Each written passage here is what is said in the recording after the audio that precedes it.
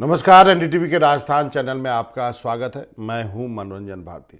अब कल राजस्थान में नए मुख्यमंत्री और साथ में दो डिप्टी सीएम जो चुने गए हैं उनका शपथ ग्रहण होगा। सीएम भजनलाल शर्मा होंगे और दिया कुमारी और प्रेमचंद बैरवा का शपथ ग्रहण समारोह होना है।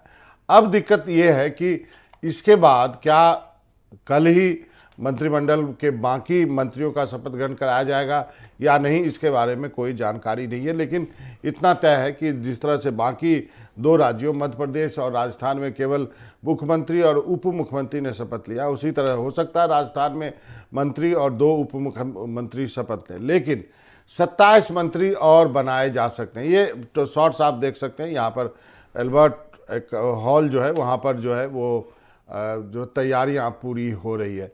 तो 27 और मंत्री बीजेपी बना सकती है। मंत्रिमंडल जल्दी गठित की जाएगी। माना जा रहा है कि शुरुआत में एक सीएम और दो डिप्टी सीएम वो एक शपथ लें। लेकिन बाकी मंत्रिमंडल के लिए वहाँ पर क्या जातीय समीकरण होगा, ये बीजेपी को यहाँ पर बैठाना है। सबसे बड़ा सवाल ये है कि 16 विधायक एसटी हैं, 12 विधायक जाट हैं, 8 वैश्य हैं, 5 गुर्जर समाज से हैं। इन वर्गों को मंत्रिमंडल में किस तरह से एडजस्ट किया जाएगा, गृह मंत्री कौन भी होगा, ये एक बड़ी चर्चा का विषय है। क्या कहना है प्रदेश अध्यक्ष का, वो आपको सुनाते हैं सीपी जोशी जी को। शपथ ग्रहण समारोह होगा जिसमें राजस्थान के यशस्वी मुख्यमंत्री माननीय भजनलाल शर्मा जी, उप मुख्यमंत्री माननीय दिया जी, माननीय प्रेमचंद बैरवा जी, इनकी शपथ ग्रहण भव्य समारोह में पूरे प्रदेश भर से जनप्रतिनिधि, सभी जनता जनार्दन कार्यकर्ता उसमें भाग लेंगे।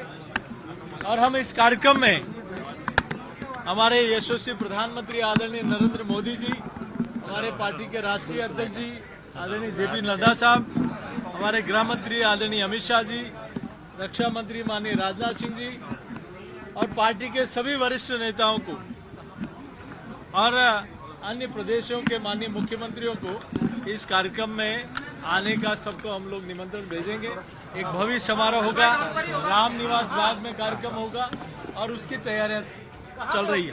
भारतीय जनता पार्टी में तो सभी माननीय विधायकों के साथ रायशुमारी के बाद निर्णय होता है, आंतरिक लोकतंत्र है। लेकिन अशोक गहलोत साहब, आपके लीडर अपोजिशन के लिए क्या हुआ था उस बैठक में कि हाईकमान जो कहेगा उसके आदेश की पालना करेंगे, वो भूल गए क्या?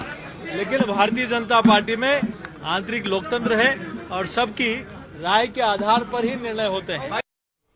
तो आप देख सकते हैं कि किस ढंग से सीपी जोशी वो कह रहे हैं, तंज भी कर रहे हैं कांग्रेस पे। अपने सहयोगी सोमू आनंद के पास चलते हैं। साथ में हेमंत भाई भी जुड़ गए हैं, आशुतोष रावत जी भी हमारे साथ जुड़ गए हैं। लेकिन सबसे पहले सोमू आनंद आप बताइए, आप क्या सुन रहे हैं? जी देखिए, कई नामों पर चर्चा है और विशेष रूप से जो सामाजिक समीकरण है उसको ध्यान में रखते हुए कुछ जातियों को साधने की कोशिश सबसे पहले की जाएगी, ऐसी चर्चा है। क्योंकि जब एक मुख्यमंत्री और दो डिप्टी सीएम का फॉर्मूला यहाँ लागू किया गया है, उसमें कुछ ऐसे वर्ग हैं जिनको साध नहीं पाई है पार्टी। तो सबसे पहले जाट समुदाय से, गुर्जर समुदाय से और मीणा समुदाय से इनका प्रतिनिधित्व सबसे जरूरी है मंत्रिमंडल में होना। क्योंकि राजस्थान की राजनीति को ये सभी समुदाय प्रभावित करते हैं और एक बहुत बड़ा वोट बैंक है।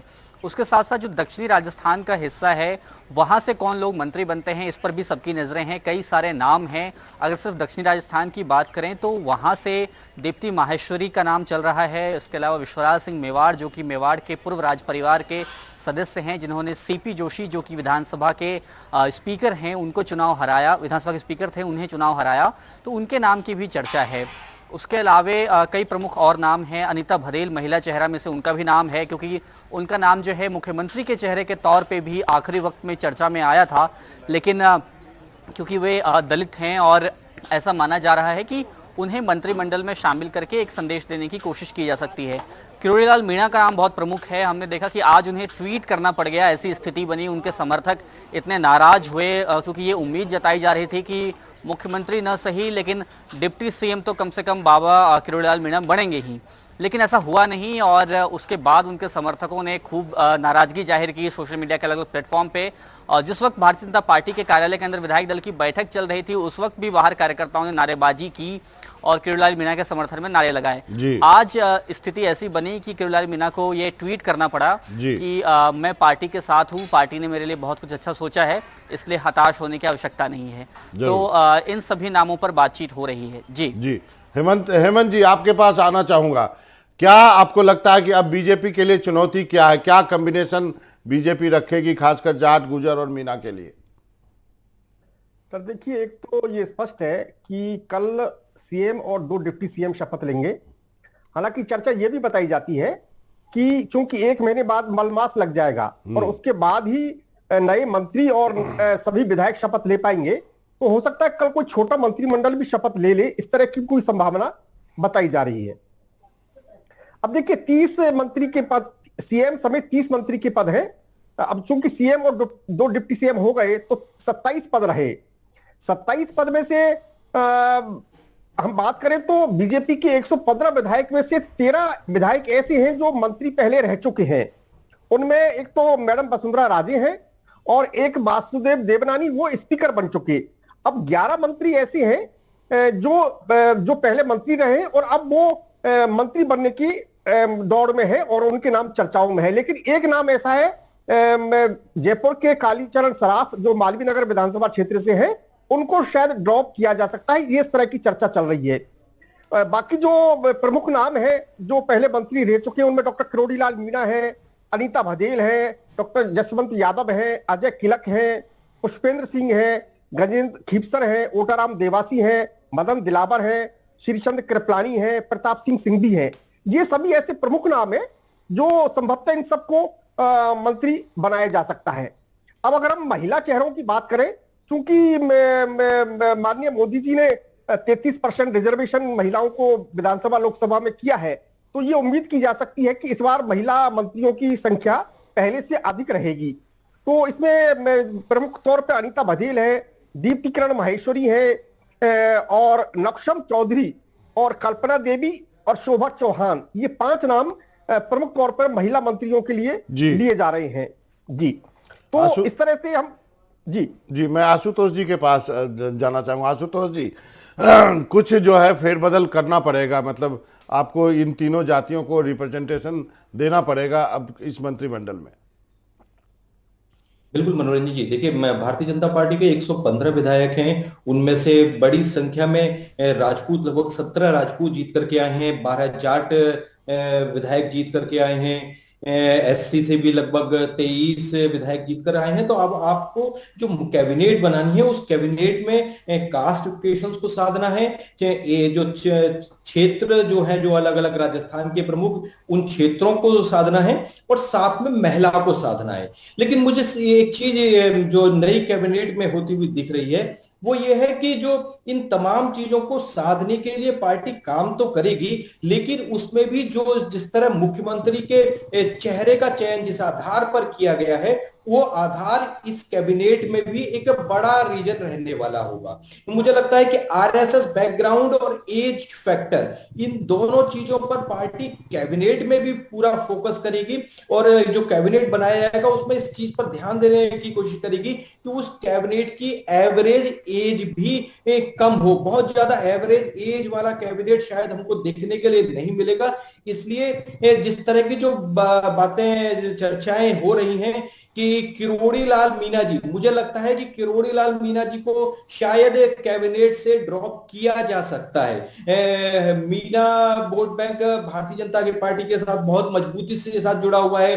किरोड़ीलाल मीणा बहुत स्ट्रॉन्ग दावेदार हैं, लोग उनको गृह मंत्री मंत्रालय तक का दावेदार बता रहे हैं। लेकिन मुझे लगता है कि किरोड़ीलाल मीणा जी को शायद ड्रॉप किया जाए क्योंकि एज फैक्टर के ऊपर पार्टी खास तौर पर फोकस करने की कोशिश करेगी। साथ में कुछ ऐसे चेहरों को भी मैं मंत्री बनते हुए सोच पा रहा हूं जो विधायक ने, जो माफ कीजिएगा, जो भारतीय जनता पार्टी के विधायक नहीं है, निर्दलीय विधायक रितु बानावत के लिए भी मुझे लगता है कि शायद एक लॉटरी लग सकती है। कोई चर्चा नहीं कर रहा है रितु बानावत के नाम की। भारतीय जनता पार्टी के साथ लंबे समय तक जुड़ी रही हैं, आरएसएस बैकग्राउंड से, एबीवीपी के बैकग्राउंड से आती हैं। उनके पति भारतीय जनता पार्टी के जिलाध्यक्ष रहे हैं कई बार। भरतपुर में कह सकते हैं उनका राजनीति का केंद्र है। बयाना से आती हैं। बहुत अच्छे और मधुर संबंध भजनलाल जी के साथ में ऋषि बंसल जो उनके हस्बैंड रितु बानावत के उनके हैं।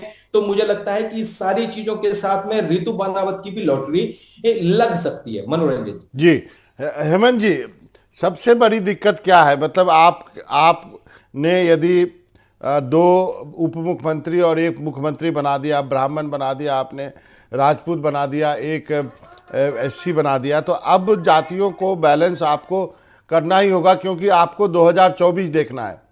तो ये क्राइटेरिया होने पर आपको सभी को आप चाहेंगे कि कहीं ना कहीं खुश किया जाए। आप ना तो रीजन वाइज किसी को नाराज कर सकते हैं, ना कास्ट वाइज किसी को नाराज कर सकते हैं। नहीं, बिल्कुल सही है। ये बात सही है कि सभी जातियों को और सभी संभागों को, क्षेत्रों को प्रतिनिधित्व दिए जाने की बात है। लेकिन अब जैसे देखिए कि आप जयपुर है, जयपुर से सीएम भी जयपुर से हैं और दोनों डिप्टी सीएम भी जयपुर से हैं। सीएम को पूर्वी राजस्थान कोटे से भी माना जा सकता है। अब मान लीजिए बाबा बालकनाथ है, डॉक्टर किरोड़ी लाल मीणा है, ये तमाम लोग पूर्वी राजस्थान से हैं और एक तरह से भजनलाल जी भी पूर्वी राजस्थान से हैं। तो इस तरह की बहुत सारी इनको एक्सरसाइज करनी पड़ेगी बीजेपी को इन सारी चीजों को साधने के लिए। इसके अलावा जैसे मान लीजिए विश्वराज सिंह हैं जो सीपी जोशी को चुनाव हराकर जीते हैं, उनका भी इस मंत्रिमंडल में नाम लिया जाना बिल्कुल संभावनाओं को बल देता है। गोपाल शर्मा है, बड़े पत्रकार हैं और उनको भैरव सिंह जी शेखावत का दत्तक पुत्र भी माना जाता था। बहुत नजदीक थे भैरव सिंह जी शेखावत के वो। और प्रताप सिंह खचरीवा उसको चुनाव में हरा के वो सिविलाइज से एमएलए बने हैं, उनका भी नाम चर्चाओं में है। इसी तरह ताराचंद जैन है उदयपुर से, जो गुलाब चंद जी कटारिया हैं असम के राज्यपाल, उनकी जगह वो एमएलए बने हैं। और गौरव वल्लभ जो कांग्रेस के बड़े प्रवक्ता हैं, उनको उन्होंने चुनाव में हराया, तो उनका भी नाम बड़ी जोरों से चर्चाओं में है। तो तमाम नाम है सारे। लेकिन हेमंत भाई आप सबको खुश भी तो नहीं कर सकते ना सारी जातियों को खुश कर सकते हैं, ना सारे रीजन को खुश कर सकते हैं। ये भी तो है सर, बड़ा मुश्किल है, बहुत मुश्किल है, क्योंकि 15% से ज्यादा एमएलए बन नहीं सकते। कुल सीएम समेत 30 मंत्री बनने हैं, तो निश्चित रूप से इसके अलावा 2-3 पोस्ट रिजर्व में भी रखी जा सकती है, क्योंकि आने वाले टाइम में राजेंद्र राठौड़ जी हैं, चाहे सतीश पूनिया जी हैं, इनको भी कहीं एडजस्ट करने की बात हो रही है। तो ये सारी बातें हैं। बिल्कुल सोमू के पास चलेंगे। सोमू, अब आप बताइए, बहुत लोग जानना चाह रहे हैं बाबा बालकनाथ मंत्री बन रहे हैं कि नहीं बन रहे हैं?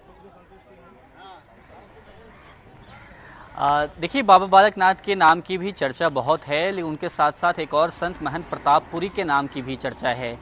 तो यह भी कहा जा रहा है कि बाबा बालकनाथ अभी मंत्री बनाए जा सकते हैं, क्योंकि वे जिस इलाके से आते हैं और उस खासतौर पे जिस समुदाय से आते हैं, उस समुदाय की बहुत कम आबादी है राजस्थान में, 1% के आसपास की है। लेकिन एक पॉलिटिकल मैसेजिंग बहुत बड़ी है। तिजारत से जहाँ से वो चुनाव जीते, वहाँ हमने देखा कि किस तरह से पोलिंग हुई, तो वो पोलिंग भी एक पोलराइजेशन का नतीजा लोग मान रहे हैं कि उसकी वजह से वो पोलिंग उतनी ज़बरदस्त हुई उस सीट पर। तो उसे और भी इलाकों में भुनाने के लिए बाबा बालकनाथ का नाम भी चर्चा में है, उससे इनकार नहीं किया सकता है। उनके साथ साथ एक और संत का नाम पोखरन से जो जीत कर आए हैं, महंत प्रतापपुरी, उनका नाम चर्चा में है। इससे पहले जैसे हमारे पैनलिस्ट भी बता रहे थे कि ओटाराम देवासी जो पहले भी मंत्री रहे हैं और देश के पहले गाय मंत्री के रूप में वो चर्चित रहे हैं, इस बार उनकी संभावना थोड़ी कम बताई जा रही है। लेकिन अभी जब तक वो चीज़ें तय नहीं होती हैं तब तक तो कुछ साफ नहीं होगा। लेकिन जरूर बाबा बालकनाथ का नाम और महंत प्रतापपुरी जो 2 संत भारतीय जनता पार्टी के हैं, इन दोनों का नाम मंत्रिमंडल में शामिल होने की रेस में जरूर शामिल बताया जा रहा है।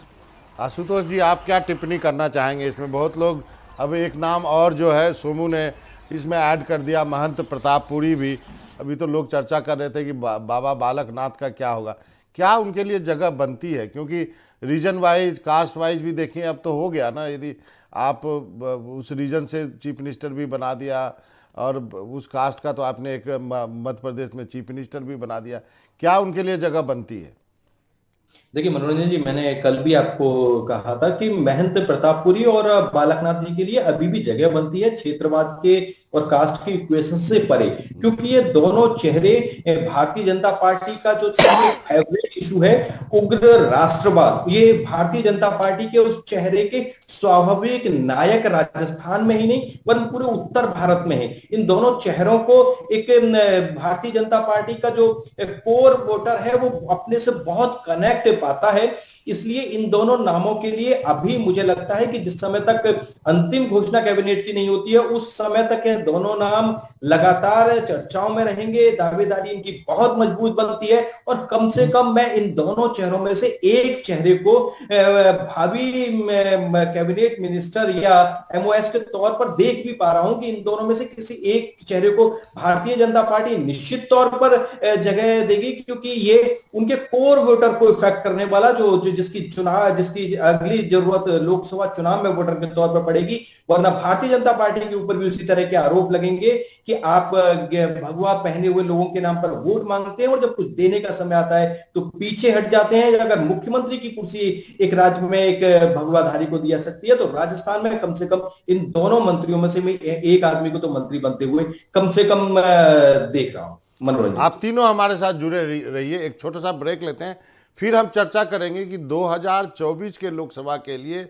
बीजेपी के लिए अभी फिलहाल क्या चुनौती होगी जब मंत्रिमंडल बन जाएगा। तो एक छोटे से ब्रेक के लिए रुकते हैं। हम चर्चा कर रहे हैं कि जो कल शपथ ग्रहण समारोह होने हैं उसमें मुख्यमंत्री और 2 उप मुख्यमंत्रियों को तो शपथ दिलाई जाएगी, लेकिन कई लोगों का मानना है कि एक छोटा मंत्रिमंडल भी हो सकता है, क्योंकि आने वाले जो दिन के हिसाब से देखें तो आने वाले मलमास जो है उसके पहले बीजेपी चाहेगी कि ये शुभ कार्य कर लिया जाए। लेकिन अब सबसे बड़ा सवाल है और सबसे महत्वपूर्ण सवाल ये है कि जो ये सब जो किया गया है, नया चेहरा, नया एक जाति कम्बिनेशन, किस जाति ने कितना % वोट दिया है उसके आधार पर ये सब जो अपॉइंटमेंट किए गए हैं, इसका 2024 के लोकसभा चुनाव पर क्या असर पड़ेगा?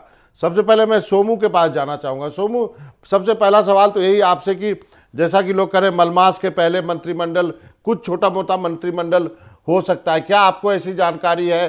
क्या आप ऐसा सुन रहे हैं कि छोटा मोटा एक मंत्रिमंडल भी होगा मुख्यमंत्री और उप मुख्यमंत्री के अलावे? देखिए, इसकी चर्चा जरूर है लेकिन आधिकारिक रूप से कोई बात ऐसी है नहीं, अब तक सामने नहीं आई है और उम्मीद भी कम जताई जा रही है कि ऐसा होगा। हालांकि चर्चा जरूर है, तो देखना है कि कल अंतिम समय तक में क्या ऐसा होता है कि छोटा कोई मंत्रिमंडल भी शपथ ले या फिर सिर्फ 3 लोग जो अभी निर्वाचित हुए हैं, मुख्यमंत्री और 2 डिप्टी सीएम, उनकी ही शपथ होगी। तो अभी इस पर साफ तौर पे कुछ भी कहना बहुत मुश्किल है। चर्चा जरूर है लेकिन आधिकारिक रूप से कोई सूचना ऐसी नहीं है। जरूर, आप हमारे साथ बने रहिए। मैं आशुतोष जी के पास आऊँगा। आशुतोष जी, अब जो सबसे बड़ी चुनौती है इस सरकार के लिए कि 2024 में 25 फिर से लाना लोकसभा की सीटें। अब मैं अपने दर्शकों को यदि समझा दूं तो पिछली बार तो जब चुनाव हुए थे तो गहलोत सरकार थी, फिर भी बीजेपी ने जो है 25 लोकसभा जीती थी। इस बार जो है नया चेहरा लाया गया है, नया कम्बिनेशन है वहाँ पर, और ये एक बार 25 से 25 सीटें जीतने का दबाव जो है वो मुख्यमंत्री के ऊपर होगा कि वो डिलीवर करें। आशुतोष जी, आपकी टिप्पणी, क्या आप वसुंधरा को नाराज करके, क्या आप जाट गुजर मीना को सही रिप्रेजेंटेशन दिए बिना क्या ये आप कर पाएंगे?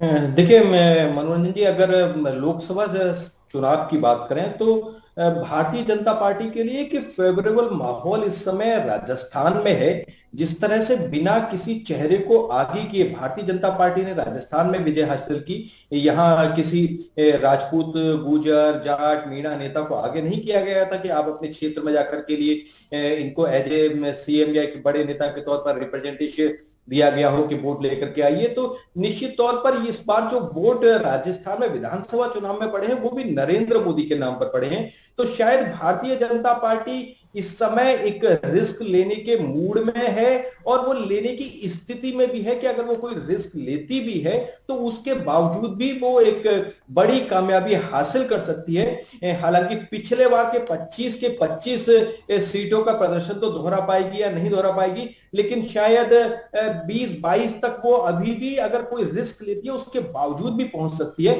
पर मुझे नहीं लगता कि भारतीय जनता पार्टी या तो वसुंधरा को नाराज करेगी या गुर्जर, जाट और मीणा जो कास्ट हैं उनको साधने के लिए कोई प्रयास नहीं करेगी।